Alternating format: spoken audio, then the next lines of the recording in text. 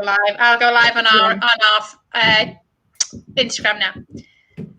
Okay, dokie. We are now live. Thank you for joining us this evening for our first guest lockdown live with Mr. Chris Taylor. You've got myself, Helen Williams, online, and my business partner, Lauren Brady. It's been eventful, should we say, and we are just getting Chris set up there so that we can stream onto Instagram as well, and then Lauren, through the HEW platform on Instagram, will be going live on there also. So just bear with us for a couple of minutes until we get everything streamed across the different platforms, and then we're good to go. But yeah, I'm going to keep sneaking into the frame of our Instagram profile, just like the people are just like, why is she in the top corner? This is us. We're all going to be together on multiple platforms tonight.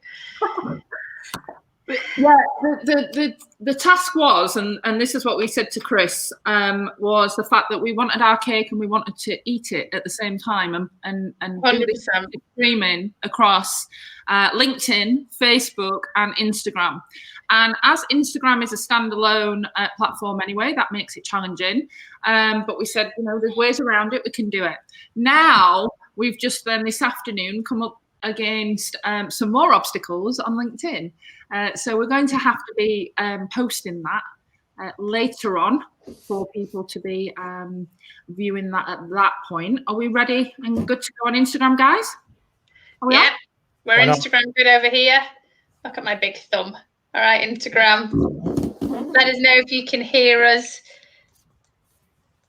Throw us away. There we go. Instagram's with us. We're good.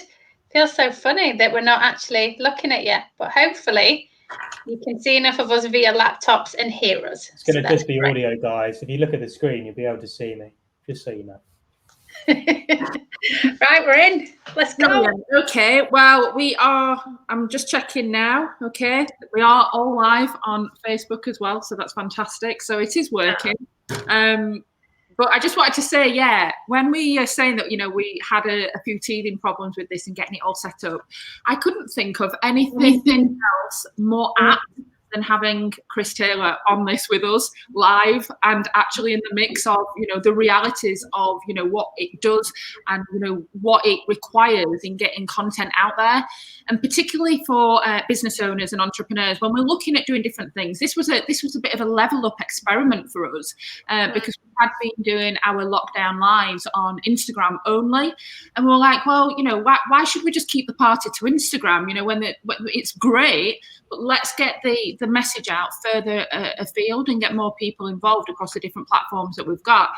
So it all sounded great in theory, but then it's same as everything, you plan as much as you possibly can, and then the shit hits the fan, and which it has done today. And I said to Chris earlier, if this is not content, I don't know what is. So yeah, very, very apt. So thank you, Chris, for bearing with us today and coming on our lockdown live with us. So do you want to kick us off, Lauren, and get Lauren? Yeah. So Chris, we want to obviously. I know a lot of people. We will assume know you, know your brand, and know your business. We first met. Was it now 2.5 maybe years ago? It was 2 years ago. Yeah, and we were. I was in a completely different role and position and employment. You were doing loads of things at the time. So just for anyone who doesn't know who you are in terms of what your business does, what solutions you offer, give us a bit of an insight into who Chris Taylor is. Cool. Yeah. So, long story short, I started in business 3 years ago. Started off with a property business, and then have transitioned now into content marketing, social media marketing, and creating cultural change in corporate companies. So I tend to be most well known for Instagram, really, like helping people monetize their Instagram profiles, and also really getting clear on their message and their content strategy to enable them to generate sales. So really clear and concise. It's been a short but a whirlwind of a journey so far. But yeah, it's all about providing value and helping as many people as we possibly can build brands online. So you say it's been a short journey, 3 years. I bet it's blinking. It's gone so quick, though. 100%. Yeah, it's literally been ridiculous, like in terms of like how quick time really does go, especially like even this week, for instance, like it's Friday and I don't even feel like I've started again yet. Like it literally feels mental. So every week it's something different. I'm a professional firefighter, technically by trade. I'm always dealing with different problems, and that's literally how I get my kick out of life. So yeah, it's good fun. It's a good journey, but it's scary how quick it goes. It only feels like literally yesterday that I started and registered our first property business on Company House, and now we've started 7 companies, done incredibly well with revenue, and it's now just how we can go bigger and better, really.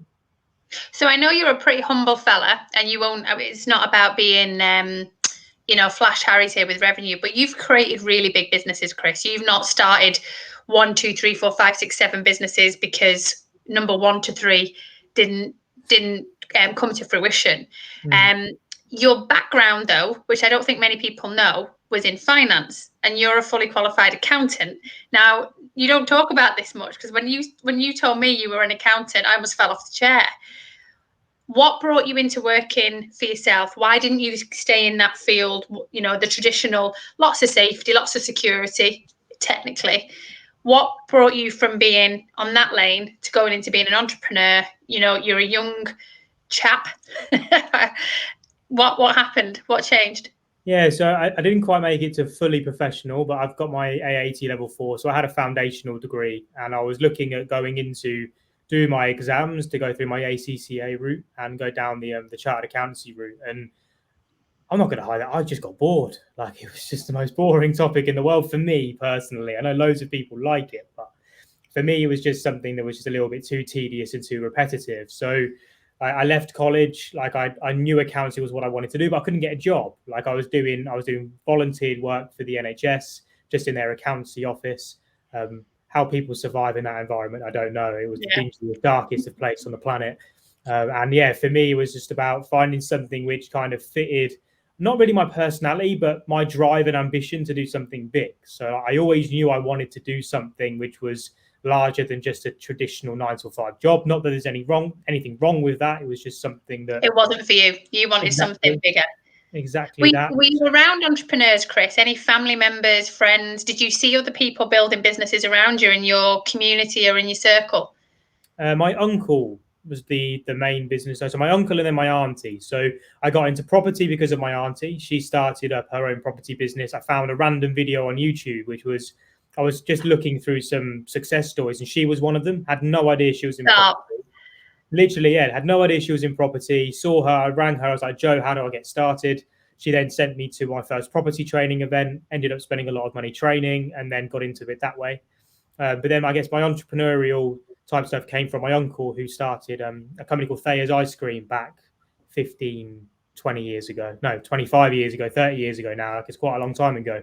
And he sold that company, and that was, I guess, my first look into someone who had been a successful business owner.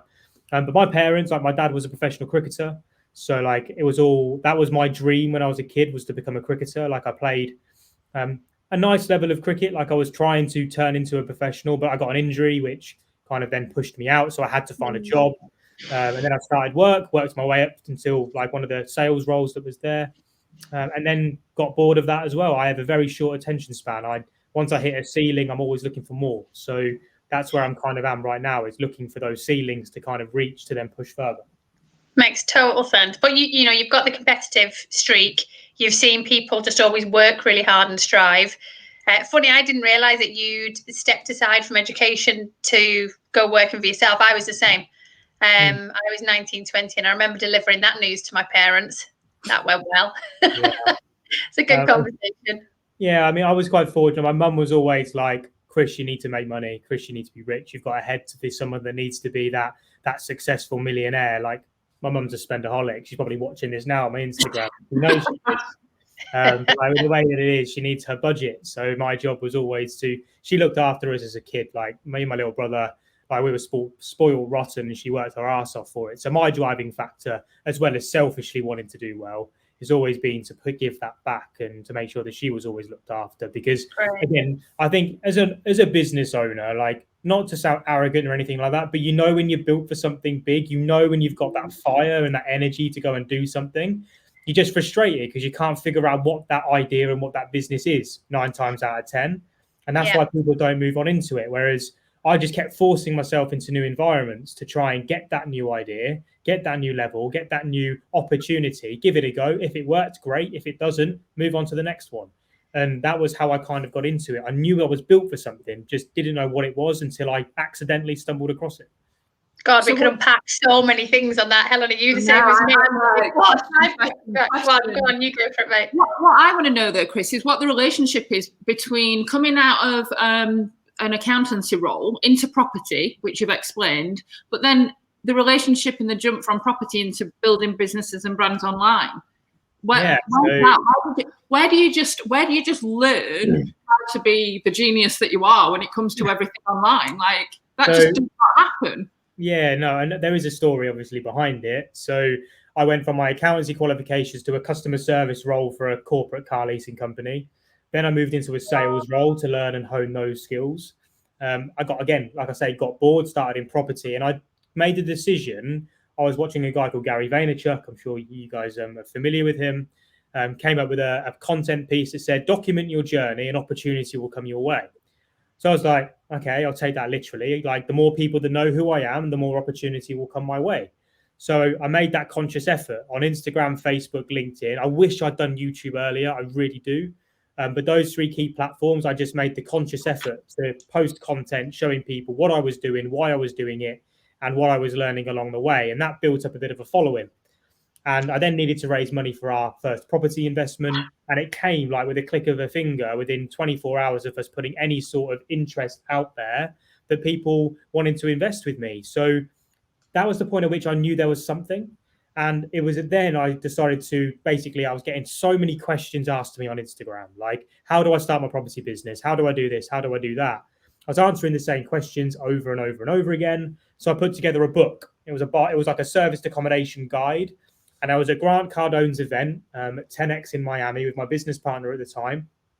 And I just put it out there on my Instagram profile. I've got this guide. Who wants to start a serviced accommodation business? And I had over 100 people come back with yes. We launched it with a £97 price tag. Then it was £247. Then it was £297. Basically, it was like the courses that we'd spent tens of thousands of pounds on, packaged up into a smaller product from our own experiences.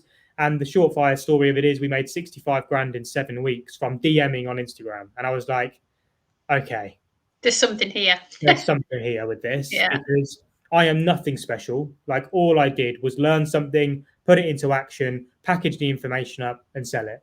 Now, for me, that is all I'm doing is finding a problem, finding the solution and building an offer to sell it. It's the same with every other business that's out there. And building a brand comes from consistently putting the knife in the gut and twisting until you've built up enough pain where someone needs you to put the solution in place. As long as you have the right value giving offer, the brand building exercise is easy. It's just about understanding what pains you need to tap into to generate the interest. Okay, so we obviously understand all of that, particularly with the obstacles that individuals and business owners have around their confidence, their belief, and moving them forward into ensuring that their vision becomes a reality, right? And keep knocking on that door of opportunity to keep, breaking down the barriers, to get them into a marketplace. What is the key thing that holds people back, though, Chris, for you when you're working with brands and businesses for actually utilizing the online platforms that are available? Because we know the power of them. We love them. We spend a lot of time on them, as do you. But what is it then that holds people back from actually getting themselves out there online? So a couple of key things for me specifically, that from my experience of it. One is knowing why they're even needing to use it.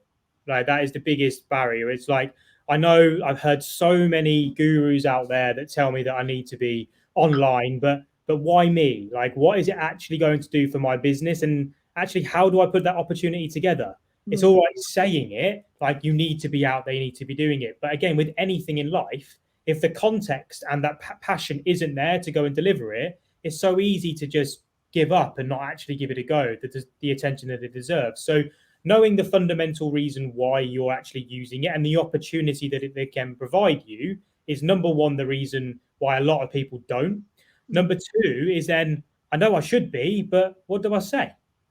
Like, no one's interested in me. Like, I'm just plain old me. Who actually cares about what I'm doing?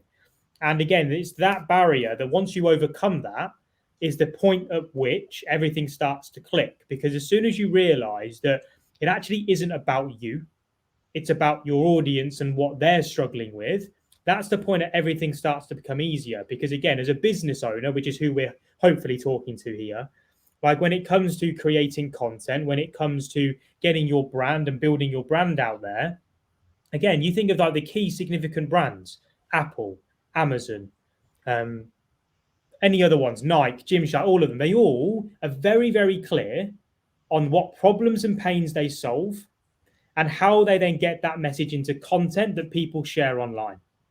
That's all they've done. It's so like, for me, it gets so complicated, like overcomplicated in a world But it's where actually not. it's so simple. It's just like, it's the biggest word of mouth referral scheme out there. And the biggest obstacles are people don't know why they're using it and don't really know what they should be using it for and posting out there. So therefore, they don't do it. So get clear on those things. And I would happily give loads of advice around that sort of stuff. I do it all day, every day on my Instagram stuff. But I'm assuming that's a question that's coming. Yeah, just see me and Helen both chirping at the bit with the same question. On this bit though, Chris, right? You know, when I've just said to you at the beginning of this, you know, if this is not content, I don't know what is, you know, in terms of our technology experiments this afternoon. Can you put into your framework over how we would for our business? I know, because I'm going to use it, but for the benefit of our listeners, how we would use that experiment that we've done today. Yeah, and how could we use that as content? Yeah, so the thing is with it is identifying what you've learned from this. That's the biggest thing, right? Starting off with, okay, it's been a bit of a nightmare, but we've done it. First of all, we've done it. Great. And then what have we learned from it? So get clear on what that is. And again, this can be applied to any business whatsoever. And then you follow a 4-step process with anything that's content related. Step 1, you identify the pain and the problem that you actually came across and you overcame. Step 2 is the context of why it's actually important that someone needs to listen to this and why they need to spend their hard-earned time, their precious time listening to these mugs actually say it. And 3 is the content itself. What did you learn? What did you actually come across? What solution did you put in place? And 4 is the call to action.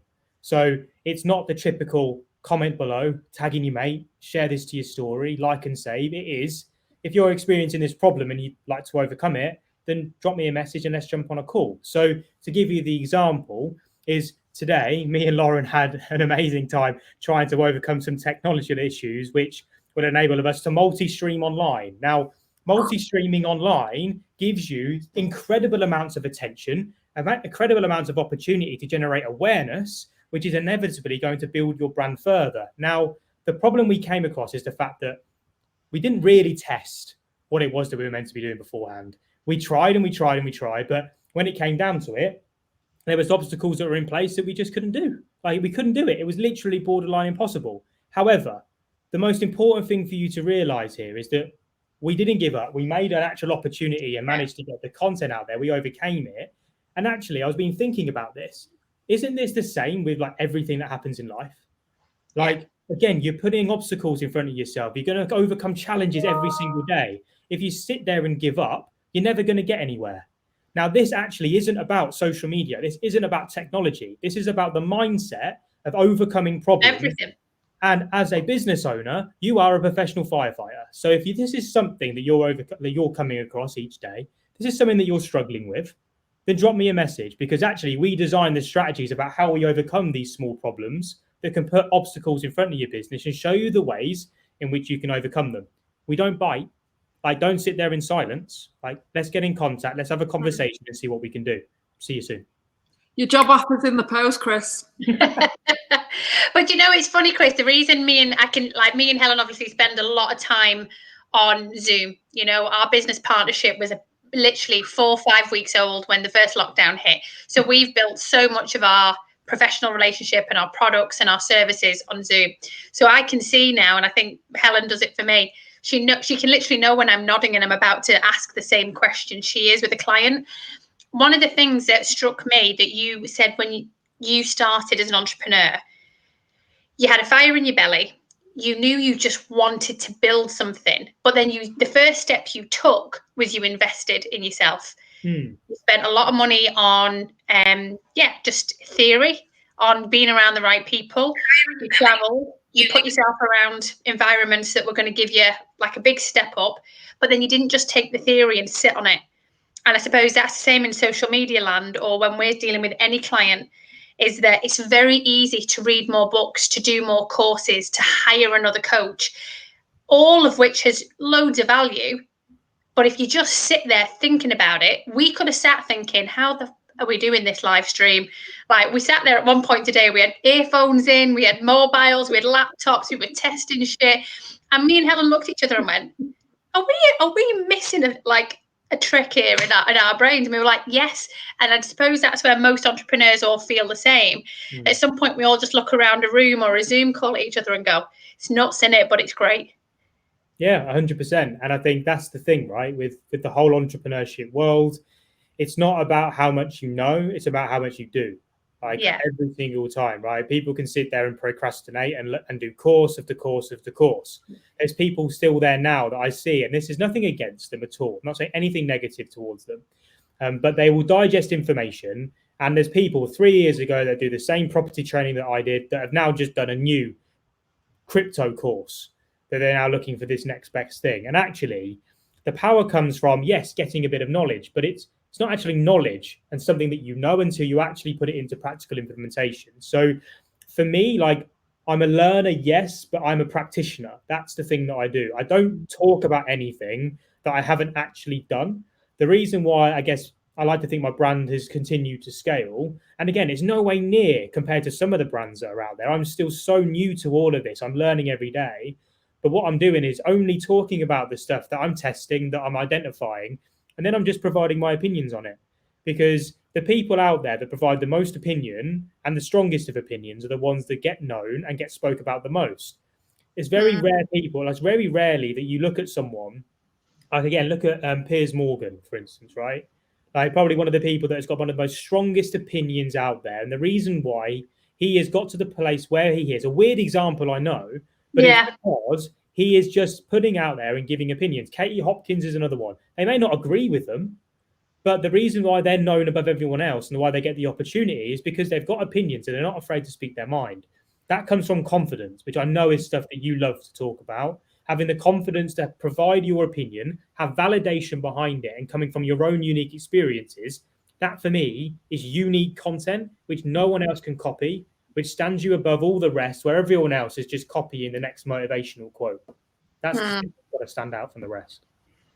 Yeah, you'll see me and Helen both eye roll at certain things. We're both terrible for poker faces. Like if you ever want to know what we're thinking, look right at our faces. But it leads us nicely on to a couple of quick questions, Chris. What annoys you on social media? So again, it's not to attack anyone or to criticize, but when you see people on social media and you think, oh, you're putting so much time and effort into that and you're not getting the result, what annoys the shit out of you? Pointless content. Like I saw it today. There's an affiliate marketer that's put a photo of the lake that she was walking around today. I'm like, what have you done that for? Like, what benefit is that actually doing for you in your business journey right now? I've seen a social media marketing agency that's put Happy Friday as their content. I'm like, what a waste of time. People, quite frankly, the thing that annoys me the most is the people that think that social media doesn't work and waste their time creating pointless shit. Like if soon as you can identify what you need to be talking about, the strategy that you need to put in place, and you actually think about it for a second, you'll start to see results. The people that are posting for posting's sake, and again, it's not that it really annoys me. It's like this. It just disappoints me in the fact that they have got something. Like you watch them and you watch them in their journey, and you know you can help them, but they don't want to help themselves. So it's having that realization that you have got something powerful to be able to give. And not trying just to post for posting's sake, but having real meaning behind the stuff that you do, having real purpose behind the stuff that you do. Good point. And what do you love? What fires you up when you see it? You're someone who's a creator more than a consumer, but you're you're on the platforms day in, day out. What fires you up when you see it? What fires me up? So I'm not a massive consumer. So the thing that fires me up right now is seeing other people that I'm helping put into practice what we preach and then seeing the result at the end of it. That for me, like all of my education stuff, yes, it earns money, but my agency is the money maker. The other businesses have made my money. Like I don't need to worry about that too much. I do my educational stuff to see people actually proactively do something and see a difference from it, right? So for me, it's actually like I only follow, you'll see, I used to follow thousands of people. I follow, I think, 600 people now. I've helped around about 2,500 people go through, whether it's a free training or it's a paid training, whatever. And I can't follow them all because it just blocks up the news feed. But I keep a close eye on the people that I work closely with and just checking in to see them posting with purpose and actually scaling and actually doing something of real meaning. That's the stuff that fires me up to keep providing more, because as soon as that dies out, I feel like I've kind of failed. So for me, it's that seeing the progress of others and making sure that I'm consistently practicing what I preach. The moment I stop practicing and actually go into this theory only mode is the day that I give up. Like it's all about practicing every day and actually making sure that I'm only talking about the stuff which I am doing myself. Good champ. I've got a quick question for you, Chris. What's the best way for people to build rapport online and actually then get to know them? Maybe they're a new business and you know they're just entering into using social media. What's the best way for them to build rapport? You've said about pointless posting, but then what's the link there? You're smiling. I'm intrigued at this answer. Yeah, well, it's because the fact that like we've had a Clubhouse come out recently, right? So new social media app, and again, I've made the mistake there. A social media app when it's not a social media app, it's a social networking app. Yeah. Now, the biggest thing that I think with business owners, with the online strategies that are out there now, is that we've become lazy. We expect people to come to us, knock on our doors and go, here's my money, I want your service, when that's just not the case. I've always had the thing, like I do it in all my presentations, the more people that know what problem I solve, the more opportunity will come my way. So really making sure that I actually have in place an actual strategy that's going to bring people there is really important. And again, the way that I really focus in on actually delivering this is just making sure that I'm talking to people. Like this is the thing, like we literally will have a new LinkedIn connection today, a new Instagram follower today, a new Facebook friend. And I guarantee it, 9 times out of 10, those people aren't receiving any form of communication from us. We just expect them to engage in our content. It's never going to happen. One, because the algorithms don't let that happen, because they're only going to show your content to the people that proactively engage with you and talk to you. You'll notice it. Like me, us three all communicate a lot online. I must drive you crazy that my face consistently pops up in your timeline telling you what to do when you already know what you need to do, really. You go out there and you do it every day anyway. But that's because we communicate. That's because we talk to each other. So when it comes to building rapport, people think it's done in content when it's not. It's done in messaging. So if you get a new connection, send a message to introduce yourself. Send a message, say hello, drop a voice note with no like real ambition to make a sale, but just to broaden your network a bit. I had a conversation with a lady today who is from Off Dancing on Ice. She's an Emmerdale actress, and she's got an amazing brand with what she's doing. And that came from me having a mutual connection with her, and us then just having a conversation. I didn't sell her anything. I just provided her with some value, made her aware of the opportunity that there potentially is, set her a task to go away and do. We'll then have another call to design a strategy, and then we may do business together. But then if it doesn't, she's got a strategy that she's going to remember me forever for that, because I've given her the thing that unlocks it. So rapport building comes from actually getting off our asses, or actually staying on our asses and actually just typing away on our phone and actually starting to build some relationships up. Love that. I even said this to a client yesterday about that, and I said, look at your social media account as your shop. So if you had a shop and somebody walked into your shop to have a look around what you're selling and what you're about, you wouldn't ignore them. You'd say, hi, can I help you? What are you looking for? And I said it's exactly the same when somebody then clicks follow or connect or friend or anything. If you don't acknowledge them, even if they don't want to talk back, you've still done your job as the shopkeeper. just say, hey, thanks for the friend request. You know, it's great to connect, or anything like that. So yeah, that's brilliant you've said that. It's definitely something I learned from watching Helen, because I mean, I've been dead open on all of our platforms. I've never been anti-social media. I feel like I gained this tag, but I was always behind someone else's brand. So it's different. It's not, and I did care and I loved it. But it was, again, I didn't have the level of education that I've got in the last 12 months working with Helen and working alongside you, Chris. But it's this idea that social media is consumed rather than interacted with. And I think we see it all the time, Helen, don't we? When we'll say to a client, they're looking for more time. They're always looking for more time, more profit, more satisfaction. And then I go, what's your screen time like? And they go, it's for business. I go, no. Consuming other people's content is not for business. That's our own procrastination, or our own just getting through shit. If you're looking at it and going, I'm actually replying to DMs, I'm connecting with people, I'm having conversations. An interesting thing you said, Chris, there is when you do it, you're not necessarily looking to make a sale. You're not always expecting a certain outcome. Do you think that's something that people get wrong? Yeah. That they do it and they're just going, well, I didn't get a sale out of 5 DMs, so it doesn't work. Yeah. So like people treat social media like a direct sales opportunity. So how quickly can I make some revenue from this new connection, follower, and friend? And for me, the difference in the thought pattern and the mindset with it is that I treat social media like the biggest word of mouth referral opportunity system there is out there. So I may not be able to help the person that I'm messaging, but they're going to know somebody that's going to need my help at some point. And if they don't, they may know somebody of somebody.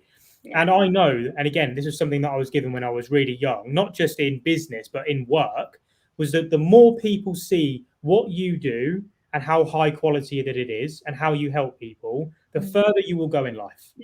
And I was one of the youngest sales managers at that corporate car leasing company. I'd reached the top of where I could get to purely because I went above and beyond for my customers. I stood out above the rest. And three, I actually knew how to communicate. Like I wasn't bullshitting people. I was like, look, we can deliver it in this. It was a fleet of cars at that point, right? It was like, look, Chris, we need 12 of these by beginning of March with the new reg. And a lot of people will be like, I'll go away and I'll try my best. I was like, it's not possible. But it really isn't. I know from experience that that's never going to happen. 12 weeks, 16 weeks, sometimes 24-week lead time to be able to get that amount of vehicles of that spec onto your desk or into your car park. It's not possible. However, what we can do is look for an alternative and go down that route. So it was never about getting the sale and just like trying to pull the wool over people's eyes. It's being upfront, straight. Something that I love about you two is the fact that there's no bullshit. It's straight to the point every single time.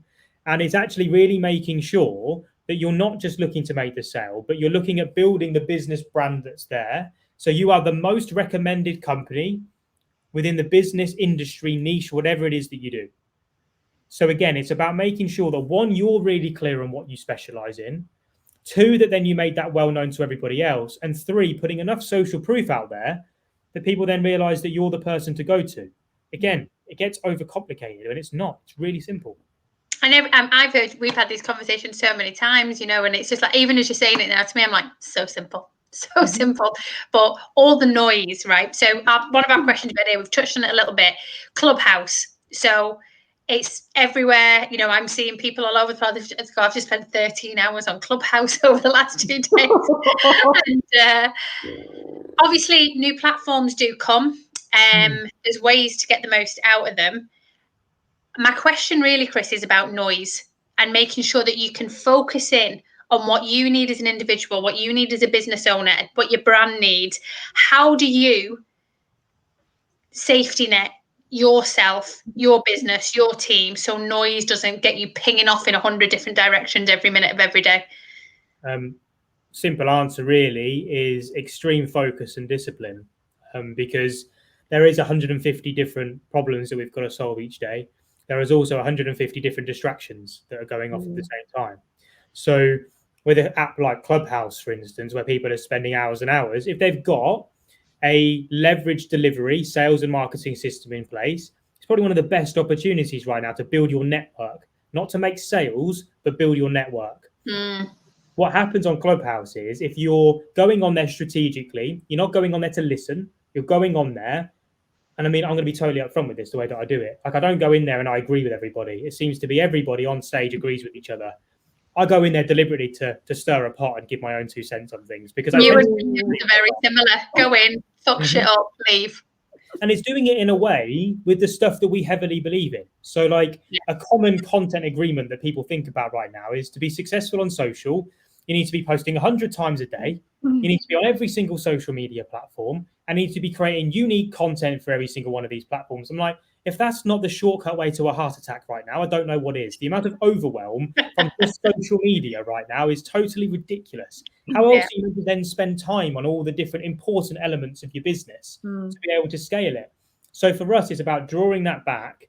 Yes, going into an app like Clubhouse, leveraging the network, but going in there and actually raising our hand, giving our opinions, standing out because our opinion's different. And if it is the same as other people, we're not deliberately shit stirring. We're like, okay, I agree with you. However, let me give you my take on it. And again, we can then see, and making sure you have call to actions at the end of everything that you do. So if there's any live time that you're taking, making sure that you're saying physically on there, if anyone's got any questions or any concerns over what I've said, drop me a message on Instagram, christaylor.ig. Drop me a message. I'll help you. I'm not going to charge you. I'm going to give you a strategy, which potentially I can help you with. But if not, then you've got the strategy and you can go do it yourself. But for me, that is such a simple strategy to do. But people forget the call to action. They let their followers sit on an app like Clubhouse, where there's no form of private interaction. And therefore, they're spending all this time, but not generating results. Have the call to actions. Make sure you have the unique conversations on the platform. And then you'll start to see business coming your way. Again, keep it really simple. So I've not been on Clubhouse, I'll be honest, because I've seen it. Well, I've seen other people's opinions on it and the hours that they are spending on it. It was a similar sort of take that I had on TikTok as well, where I'm just like, it's not really serving us, really. You know, I can see that, I can see the benefits from it, and I can see, being kind of ahead of the curve over different things, but it wasn't benefiting us where we were for our business and our core messages at the time. But you just said there, Chris, about people going on there and just agreeing with one another and things like that. Is it another form of like a bit of a popularity contest? Because I do find that on social media that it's kind of like you've got to have this big sort of following and be the most popular to be the most successful. So there's such a lot, and you call it vanity likes. There's such a lot of emphasis over the number of followers you've got, the number of likes you get, the number of people that are watching any one video online at any one time. How important is all of that? There is an element of importance to it, right? For every like, every comment, every save, and every share that you get, you're going to enhance your reach further and therefore attract more people towards you. So to cut that straight up, there is an importance to it. However, it's not everything, because likes, comments, save, and shares do not generate you the thing that we're all using it for, which is revenue. And then most importantly, profit, right? That's all we're really looking at here. Yeah. So for me right now, there's a lot of emphasis on, look how many followers that I've been able to build out on Clubhouse. Is it a popularity contest? Depends on the context that you add to it. So there are certain groups right now, and again, fair play to them. They're working together. They're sharing the same traffic, and they are building their followings at speed. 40,000 followers in 2 weeks, something like that. Like amazing results, serious growth. But again, I always say this, is that there's no current direct correlation to the vanity metric affecting the bottom line. And this is the research that we're doing at the moment, because as soon as there is, I'm all in. My message will completely change. I'm not naive enough to think that everything that I'm saying right now is going to be right, or even if it is right now, but it's not going to be right in a year's time. It's completely different, because everything changes. And it's about being dynamic and moving with it. But ultimately, the more people, as long as you are having that private interaction in ways in which you can find out how to broaden your network, not with just a number, but with quality relationships that know who you are, and most importantly, what problem your business solves, that is actually credible vanity that we need to be going after.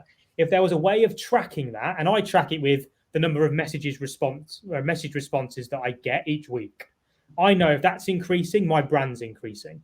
If that goes down, it means I'm not quite getting the message right enough to make people want to respond to me. So again, it's important metrics, not the typical stuff that other people look at, but I'm looking at the number of unique, effective conversations, UECs, that I'm starting every single week. And again, my target is to make sure I'm starting between 50 and 100, quite a big variety there, depending on time that I've got. But I know that if I compound that over 1 year, 3 year, 5 year, 10 years, I'm going to be very, very well known in what I do if I stick in my own lane. That's the real leaping point. So yes, popularity contest, if you want to put it in that context. But again, this is all a big game, right?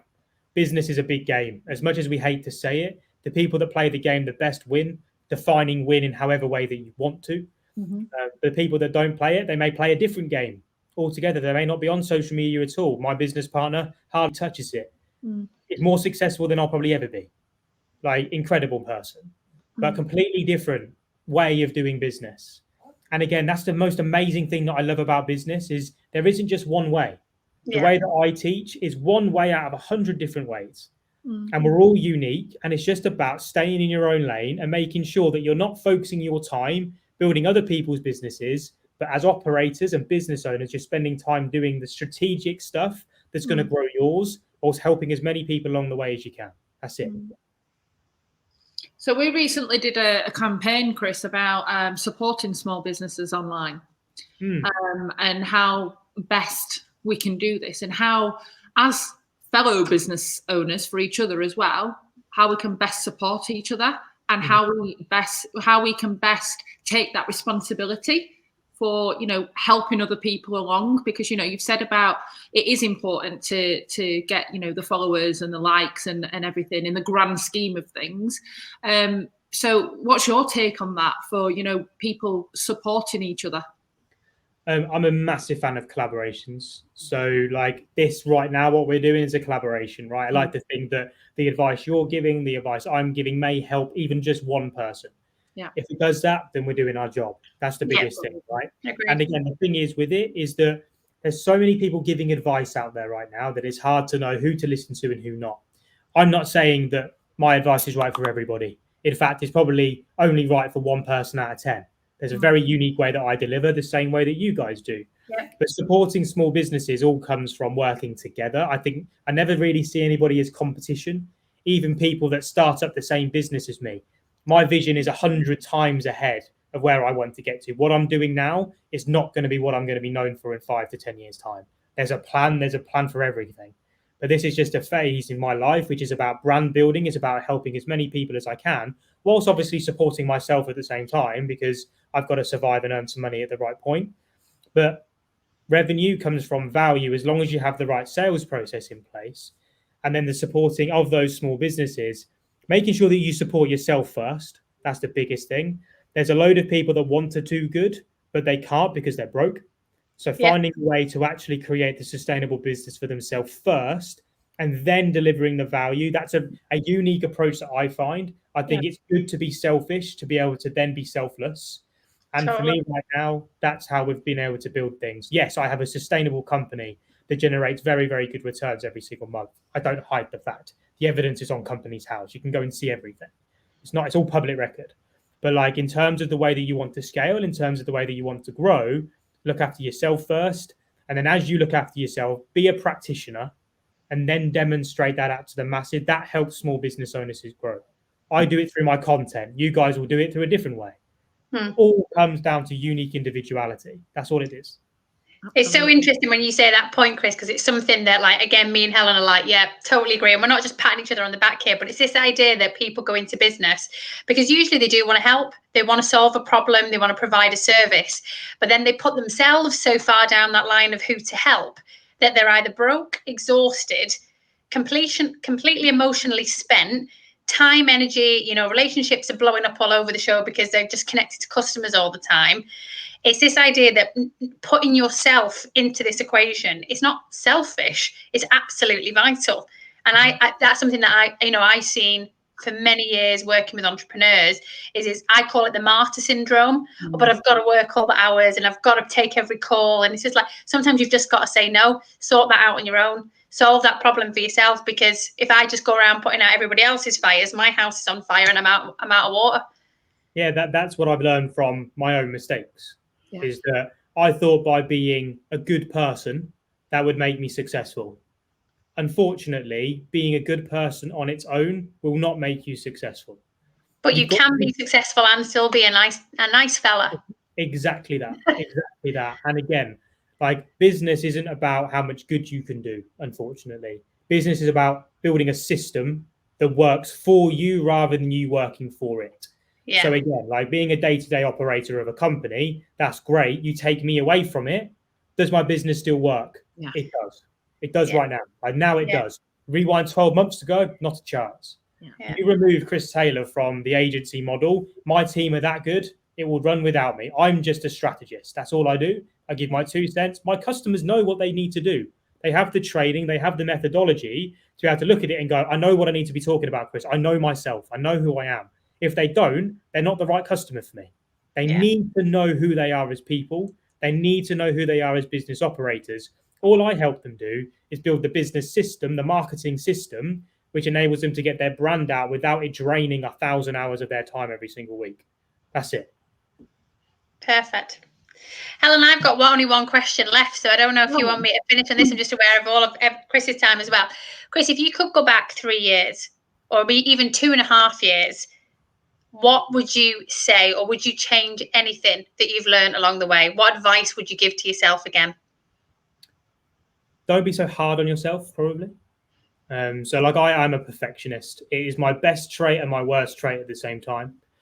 And I've learned self-awareness along the time. I used to think it was 100% a good thing. However, the biggest thing as a business owner rather than a business operator to actually learn is how to let things go and how to manage and how to guide.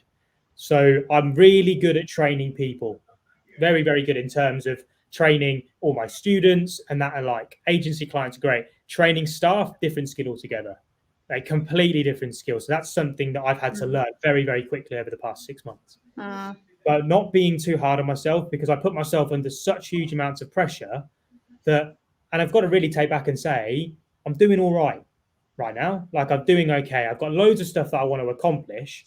But throughout the first 2 years of business, I used to punish myself when I felt like I was feeling like I hadn't put in that 100 hours that every entrepreneur is meant to put in.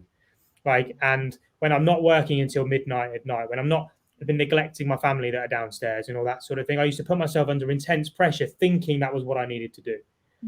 Like, for me, if I could go back, I'd just tell myself to, one, enjoy the process, because you are good at what you do and you just need to relax a little bit, drop down a bit, stop being so intense.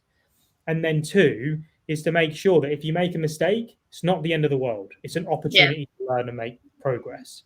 Like, if I could go back and say to myself that from the beginning, I wouldn't have had like the business issues that I did at the beginning. Like, I screwed up my first 2 businesses. They're the 7 are operational now. Like, they're startups, a few of them, but the substantial companies have been built from mistakes and not putting myself into too much pressure. That's the biggest thing. People expect so much of themselves that they destroy themselves. And I am one of those people that keep going and going and going until I collapse. And I'm really trying to retrain myself into that. Stopping drinking these is number 1. Well, we've told you about drinking them on this. You will listen to us one day. Coffee, bags, and like, at the end of the day, I'm addicted to this stuff. Yeah. I'm addicted to it.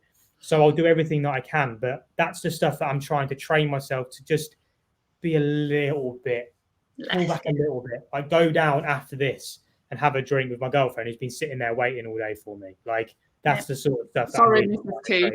Yeah. Hey, Mrs. T isn't waiting for you. She's got her own shit going on. We know. She's a good girl. But you know, Chris, it's funny, right? And this, like, me and Helen actually still think like we are in our mid-20s, and then have to remember that, you know, we're a little bit further on the calendar. But it doesn't matter whether you're 26, 36 or 66. I see it now. My father's an entrepreneur. And sometimes, you know, I see him there with his laptop open at 10, 11 o'clock at night. And then it's like, oh, I didn't sleep very well. And I'm like, well, no, you're not going to, are you? You know, you were replying to clients at 11 p.m., which is just, but we just have this thing in us that it's like, again, how do you just keep that, that coolness and that calm and enjoy it? Yeah, exactly. And the thing is with it, it's like, again, there's the other side of the argument with it. Again, if that has to happen, being okay with it. Like, if you're working towards something big, there are going to have to be sacrifices. again, self-aware enough to realize that. Yeah. But ultimately, it's still looking after yourself, because again, you can probably tell by my voice is starting to drain. I've been talking all week, and I love it. This is my passion. This is what I love to do. And I'm now starting to realize I probably need some water. I've not drank for probably an hour and a half, apart from stupid little energy drink. And again, it's that sort of stuff that I'm now really starting to look into, because to perform at a high level, I've got to look into that. The high level. Exactly. Yeah, totally.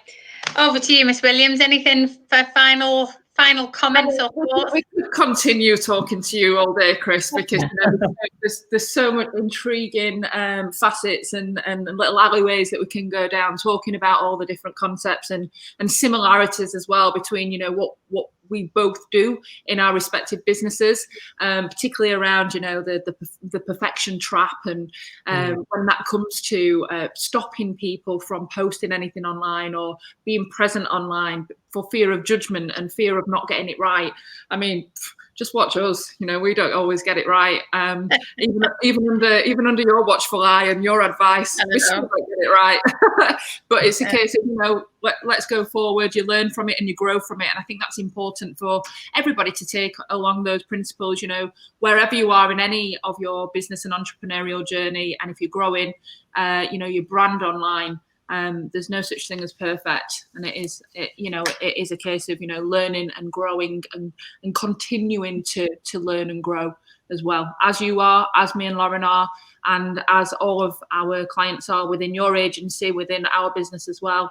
That's the name of the game, isn't it? Staying in there and keep leveling up at every which point. So guys, thank you all for watching on your respective platforms. It's been an absolute pleasure to have you with us, as always, and as Chris has distinguished the importance of your feedback, your comments, your likes, your shares, your tags from any platform, from tag your friends, forward it on.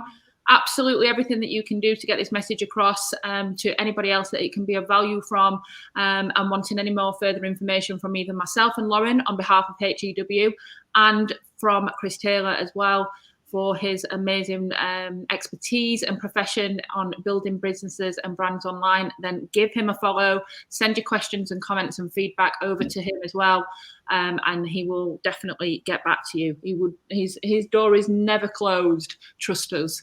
But yeah, that's it from us. Just want to say thank you to Chris. It's been a pleasure having you with us on this Friday evening. I know you don't do this very often, so we are extremely honoured. And yeah, I think he was also scared that if he said no, we'd just keep asking. He's like, we'll just do it. Definitely an element. Chris, it's been a pleasure. It's been amazing. See you soon. Take care.